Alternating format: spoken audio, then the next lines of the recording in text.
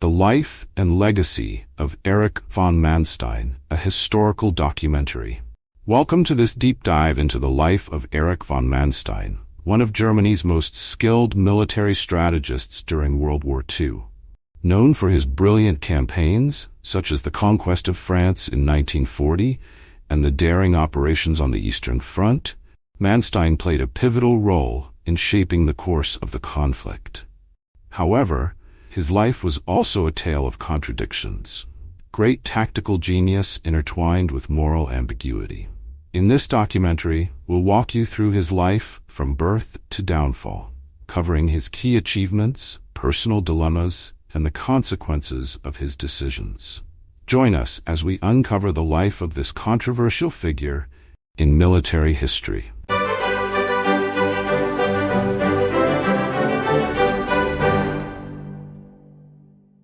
Birth and family background, 1887 to 1899. Erich von Manstein was born on November 24, 1887, in Berlin, Germany, into an aristocratic Prussian military family. His original surname was Lewinsky, but he was adopted by his uncle's family, the von Mansteins, following a family tradition of military service. Both sides of his family boasted generations of officers, ensuring that young Erich was groomed from birth for a career in the military. The von Mansteins were steeped in the values of discipline, honor, and duty, pillars of the Prussian officer corps. Erich's early exposure to military culture gave him a strong sense of identity and purpose. His schooling followed the same tradition, preparing him to enter prestigious military academies in Germany. At a young age, it was evident that Manstein would follow the path of his ancestors. These early years in the strict but structured environment of Berlin laid the foundation for the traits that defined Manstein throughout his life. Calm under pressure, discipline, and a keen analytical mind. While his upbringing was privileged, it came with high expectations to uphold family honor by excelling in the military. Military education and early career, 1900 to 1914. Manstein enrolled in the cadet schools of Plön and Gross-Lichterfelde, where he developed his foundational military skills. He was recognized for his sharp intellect, precision, and ability to grasp complex concepts quickly, which set him apart from his peers. By 1906, he was commissioned as a lieutenant in the Prussian army, marking the beginning of his military career. Following his commission, Manstein served in various regiments, focusing on gaining experience in both infantry and staff positions. His supervisors noted his ability to anticipate battlefield challenges and suggest practical solutions. His well-rounded training during these years gave him exposure to both tactical operations and high-level strategic planning. By the time World War I broke out in 1914, Manstein had already established a reputation as a highly competent officer. His participation in the early stages of the war would offer him first-hand combat experience, testing the theories and principles he had learned during his military education. World War I experience, 1914 to 1918. Manstein began World War I as an officer in the infantry, serving on both the Western and Eastern fronts. He saw action in the early battles, including the invasion of Belgium and the stalemate that emerged in the trenches of northern France. As the war dragged on, Manstein was transferred to staff positions, where his organizational skills shone. Throughout the war, he displayed a talent for operational planning, helping to coordinate complex movements of troops. He was involved in logistical work and provided detailed analyses that helped commanders manage scarce resources effectively. By the end of the war, he had risen to the rank of captain, though Germany's ultimate defeat left the military and the country in turmoil.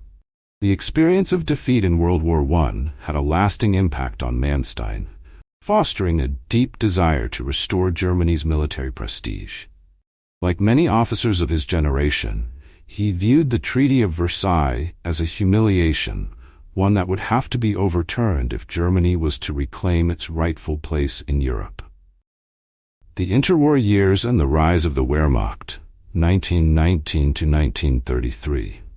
The Treaty of Versailles severely restricted the size and capability of the German military, but Manstein, like many others, stayed in the army through the interwar years. He played a crucial role in rebuilding the Reichswehr, the limited defense force allowed by the treaty. Manstein's work during these years focused on developing new tactics that would later form the basis of blitzkrieg warfare. During the 1920s, Manstein served in various staff roles, helping to reorganize and modernize the German military. Despite the restrictions imposed by the Allies, the Reichswehr secretly experimented with new technologies and strategies, which would later give the Wehrmacht a significant advantage. Manstein also established connections with influential military leaders like Heinz Guderian, who shared his vision for a fast, mechanized army.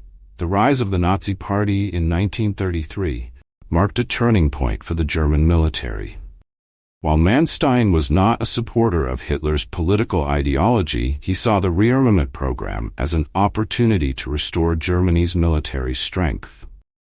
As the Wehrmacht grew, Manstein's role within it also expanded, setting the stage for his pivotal contributions in the coming conflict. Planning the invasion of Poland, 1939.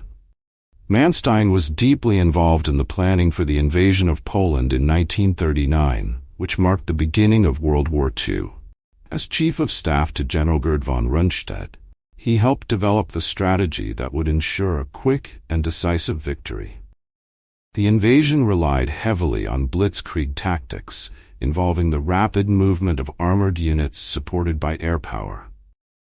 Poland fell within weeks, demonstrating the effectiveness of the Wehrmacht's new approach to warfare. Manstein's organizational skills and meticulous planning contributed to the success, although the brutality of the campaign raised moral questions. German forces committed numerous atrocities against civilians and prisoners of war, foreshadowing the horrors to come in later campaigns. The victory in Poland boosted Manstein's reputation within the German High Command. It also solidified the importance of blitzkrieg tactics, which would soon be employed on a much larger scale in the invasion of Western Europe. Manstein and the fall of France, 1940. Manstein's most famous contribution to World War II was his role in planning the invasion of France. Initially, the German High Command intended to repeat the tactics of World War I, attacking through Belgium. However, Manstein proposed a bold alternative, an attack through the Ardennes forest, an area the French considered impassable to tanks. This plan, known as the Sickle-Schnitt, sickle cut, caught the Allied forces off guard and resulted in one of the most stunning military victories in history. French defenses collapsed, and within 6 weeks, Paris fell to the Germans. Manstein's plan not only showcased his strategic brilliance, but also demonstrated the power of coordinated, mechanized warfare. Manstein's success in France elevated him to one of the most respected figures in the Wehrmacht. However, the rapid fall of France also emboldened Hitler, setting the stage for the disastrous invasion of the Soviet Union. Invasion of the Soviet Union, Operation Barbarossa begins, 1941. Erich von Manstein played a crucial role in the planning and execution of Operation Barbarossa, the German invasion of the Soviet Union launched on June 22, 1941. Initially, Manstein served as the Chief of Staff for Army Group North, tasked with advancing toward Leningrad. His responsibilities included coordinating the movement of infantry, armor, and air support across vast territories, as well as managing logistical challenges in an operation of unprecedented scale. Army Group North made rapid progress through Lithuania, Latvia, and Estonia, encountering sporadic but determined Soviet resistance. Manstein's use of swift, well-coordinated armored spearheads exemplified the blitzkrieg tactics that had proven successful in previous campaigns. However, the terrain and the Soviet Union's vast geography introduced new challenges. Marshes, forests, and rivers slowed the pace of German advances, while poor infrastructure hampered supply lines. Manstein recognized early that the logistical burden would be a critical weakness in sustaining the offensive. Despite initial successes, strategic disagreements between the German high command and Hitler began to surface. Hitler constantly shifted objectives between Moscow, Leningrad, and Ukraine, preventing the concentration of forces necessary for a decisive blow. Manstein argued in favor of prioritizing one objective, believing that capturing Leningrad quickly would collapse Soviet defenses in the north. However, Hitler's insistence on dividing the army's focus across multiple fronts would hinder the effectiveness of the campaign, setting the stage for future disasters. Operation Barbarossa. Initial successes and challenges, 1941. In June 1941, the German military launched Operation Barbarossa, the invasion of the Soviet Union. Manstein commanded the 56th Panzer Corps, leading a series of rapid and successful advances through the Baltic region. His forces pushed towards Leningrad, helping to encircle large Soviet units. The success of the campaign initially seemed to confirm the invincibility of German blitzkrieg tactics. However, as Manstein pressed deeper into Soviet territory, logistical difficulties began to mount. The vast distances, poor roads, and determined Soviet resistance slowed German momentum. Manstein's ability to adapt to these challenges earned him recognition within the high command, and his corps played a vital role in capturing key cities, including Pskov and Novgorod. Despite the initial successes, cracks began to appear in the German strategy. Hitler's refusal to focus on a single objective, either Moscow, Leningrad, or the oil fields, divided German resources. Manstein would later argue that these strategic missteps were one of the key reasons for Germany's failure to win the war in the East. The Siege of Leningrad and Tactical Frustration, 1941 to 1942. Following the initial push toward Leningrad, Manstein's forces became involved in the protracted siege of the city. For over 900 days, German troops encircled Leningrad, hoping to starve it into submission. Manstein commanded the 11th Army during this phase, but the siege turned into a brutal stalemate. Soviet defenders resisted fiercely, and the harsh Russian winter made conditions intolerable for both sides. Manstein found himself increasingly frustrated by Hitler's refusal to allow tactical flexibility. Hitler ordered a strict siege rather than an assault, believing Leningrad's capture could be achieved through starvation alone. This slow and grinding operation sapped the morale and strength of German forces, while Soviet counterattacks further stretched their lines. Although Manstein continued to implement local tactical maneuvers to stabilize his front, the larger strategic decisions were out of his hands. His frustration with Hitler's interference would only grow in the coming years, leading to significant tensions between the two. The Crimean Campaign and the capture of Sevastopol, 1942. In 1942, Manstein was assigned to the Crimean Front, tasked with eliminating Soviet forces entrenched on the peninsula. His performance in this campaign would enhance his reputation as one of Germany's most effective commanders. The siege of Sevastopol, a heavily fortified Soviet naval base, became a defining moment for Manstein. Using a combination of artillery bombardments, air raids, and methodical ground assaults, Manstein orchestrated the fall of Sevastopol.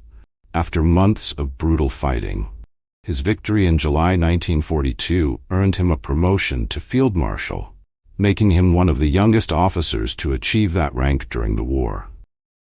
However, the victory came at a high cost, with heavy casualties on both sides. While Sevastopol was a tactical success, it did little to change the strategic picture in the broader war. Hitler remained obsessed with symbolic victories, while the Red Army continued to regroup and prepare for counteroffensives. Manstein's frustrations with the direction of the war deepened, setting the stage for future clashes with the Nazi leadership. The Stalingrad disaster and Manstein's relief effort, 1942 to 1943. Manstein was called upon to attempt a rescue of the Sixth Army, which had become trapped in Stalingrad in late 1942. As commander of Army Group Dawn, he was tasked with breaking through Soviet lines and relieving the encircled troops under General Friedrich Paulus. This would be one of the most critical moments of Manstein's career. Despite his best efforts, the relief operation, codenamed Operation Winter Storm, failed. Manstein's armored units managed to advance within striking distance of Stalingrad, but Hitler forbade Paulus from attempting a breakout. This refusal sealed the fate of the Sixth Army, which surrendered in February 1943, marking a catastrophic defeat for Germany. Manstein later blamed Hitler's rigid leadership for the disaster, arguing that a more flexible strategy could have saved the trapped forces. The failure at Stalingrad marked a turning point in the war, as the Soviet Union seized the strategic initiative and began pushing the Germans westward. The Kharkov counteroffensive and temporary victories, 1943. In the wake of the Stalingrad disaster, Manstein launched a brilliant counteroffensive near Kharkov in early 1943.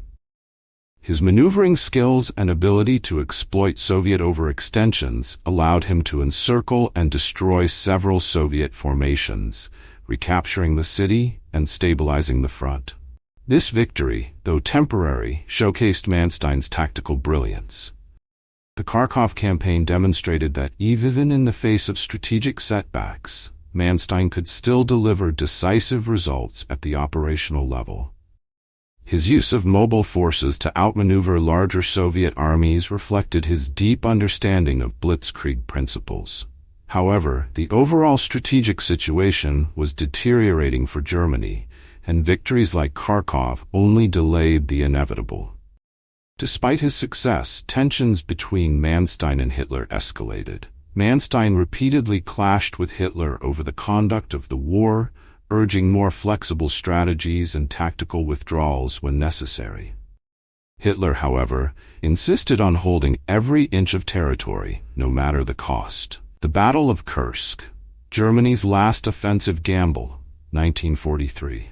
Manstein played a major role in planning Operation Citadel, the German offensive aimed at destroying Soviet forces around the city of Kursk.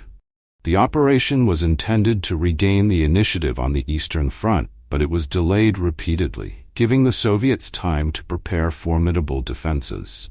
When the attack finally commenced in July 1943, German forces, including Manstein's Army Group South, made initial gains. However, the depth of the Soviet defenses and fierce resistance slowed the offensive. After days of intense fighting, the Soviets launched a massive counteroffensive, forcing the Germans to retreat. Kursk marked the end of large-scale German offensives on the Eastern Front. From this point forward, Manstein's role would primarily involve conducting defensive operations, trying to delay the Soviet advance and stabilize collapsing fronts. Defensive operations and the long retreat, 1943 to 1944. Following the failure at Kursk, Manstein's forces were forced into a continuous retreat as Soviet forces pressed westward. Despite the deteriorating situation, Manstein managed to conduct a series of skillful delaying actions, using counterattacks and tactical withdrawals to slow the Red Army's advance. His ability to organize effective defenses under pressure earned him respect among both allies and adversaries. However, Hitler's interference continued to frustrate Manstein. The Führer's refusal to allow timely retreats resulted in unnecessary losses, and Manstein frequently found himself at odds with high command. He advocated for a more elastic defense, but Hitler insisted on holding every position to the last man. By early 1944, the situation on the Eastern Front had become untenable. Manstein's pleas for strategic flexibility fell on deaf ears, and the Wehrmacht's position grew increasingly desperate. Dismissal by Hitler, March 1944. In March 1944, Manstein's disagreements with Hitler came to a head. After a series of bitter arguments over how to conduct operations on the Eastern Front, Hitler dismissed Manstein from his post. Officially, the dismissal was framed as a reassignment, but it effectively ended Manstein's military career. Though his removal was a blow to the Wehrmacht, many of his subordinates felt it was inevitable given the growing tensions between Manstein and Hitler. Manstein was replaced by commanders more willing to follow Hitler's orders, but the German situation continued to deteriorate regardless. Manstein's departure marked the end of his involvement in World War II. He would later reflect on this period with a mixture of bitterness and frustration, believing that the war might have ended differently had his advice been followed.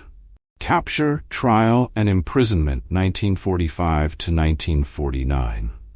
After Germany's defeat in 1945, Manstein was captured by British forces and placed under arrest. In 1949, he stood trial at the Nuremberg trials for war crimes, primarily for his role in the invasion of the Soviet Union and the treatment of civilians. He was sentenced to 18 years in prison, though he served only 4 years before being released. Manstein's trial sparked controversy. While he was found guilty of certain offenses, many argued that his sentence was lenient compared to other Nazi commanders. Some believed that his military skills were too valuable to be ignored in the post-war era, particularly as the Cold War began. Post-war life and memoirs, 1950 to 1973. After serving 4 years of his sentence, Erich von Manstein was released from prison in 1953, benefiting from political shifts during the early stages of the Cold War. Western powers, particularly the British, viewed him as a potential ally in rebuilding the German military to counter the Soviet Union. Manstein's military expertise remained highly valued, and soon he was advising West German authorities on the creation of the Bundeswehr, the new national defense force. During this period, Manstein lived a relatively quiet life with his family, but he remained a public figure. In 1955, he published his famous memoir, Lost Victories, Verlorene Sieg, in which he chronicled his experiences during World War II. The book portrayed him as a skilled but apolitical soldier, focused only on military matters. Manstein distanced himself from the atrocities of the Nazi regime and placed much of the blame for Germany's defeat on Hitler's poor strategic decisions. Though Lost Victories gained popularity, it sparked controversy. Historians and critics accused Manstein of minimizing his role in the Eastern Front's brutal war crimes, such as the mistreatment of Soviet civilians and prisoners of war. His memoir influenced post-war narratives that framed German generals as merely following orders, while distancing themselves from the moral and ethical implications of their actions. Death and the End of an Era, 1973. Erich von Manstein spent his later years living quietly in southern Germany. He largely avoided the public eye, though he occasionally gave interviews and maintained relationships with former military colleagues. His health declined as he aged, and he passed away on June 9, 1973, at the age of 85. Manstein's death marked the passing of one of the last high-profile figures from the Wehrmacht's officer corps.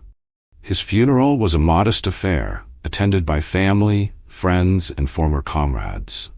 For many Germans, Manstein's death symbolized the end of an era, one marked by military brilliance but overshadowed by the horrors of war and complicity in the crimes of the Nazi regime. In the years following his death, debate over Manstein's legacy intensified. Some historians continued to view him as one of the most gifted commanders of the war, while others argued that his silence on war crimes and collaboration with the Nazi leadership made him morally culpable. This tension remains central to discussions about his role in history. Legacy and reassessment. Erich von Manstein's military achievements remain a topic of admiration among military historians. His campaigns, particularly the fall of France, the capture of Sevastopol, and the Kharkov counteroffensive are studied in military academies around the world. His mastery of operational warfare and his ability to adapt to changing circumstances make him a textbook example of leadership on the battlefield. However, Manstein's legacy is deeply complicated by his involvement in the Nazi regime. While he claimed to have been a professional soldier who stayed out of politics, historians now recognize that his actions, particularly on the Eastern Front, cannot be separated from the broader context of the War of Annihilation against the Soviet Union. Manstein not only followed orders, but also implemented policies that facilitated atrocities against civilians, including the execution of Jews and the exploitation of occupied territories. Modern scholarship increasingly emphasizes the importance of holding military leaders accountable, not just for battlefield successes, but also for the consequences of their actions. Manstein's career serves as a case study in the tension between military duty and ethical responsibility, a debate that continues to resonate in discussions about leadership and morality in times of war. In closing, the life of Erich von Manstein offers a window into the complexities of military leadership during one of the most turbulent periods in history. His strategic brilliance on the battlefield was undeniable, but his legacy is tarnished by the moral compromises he made during World War II. Manstein's story is not just about victories and defeats. It is also about the choices leaders face in moments of crisis and the lasting consequences of those choices. Thank you for joining us on this journey through the life of one of Germany's most controversial military figures. If you found this documentary insightful, we invite you to like, subscribe, and share this video with others who are interested in military history. Don't forget to explore our channel for more in-depth documentaries on the lives of historical figures, battles, and events that shape the world. Stay tuned, and we'll see you in the next video.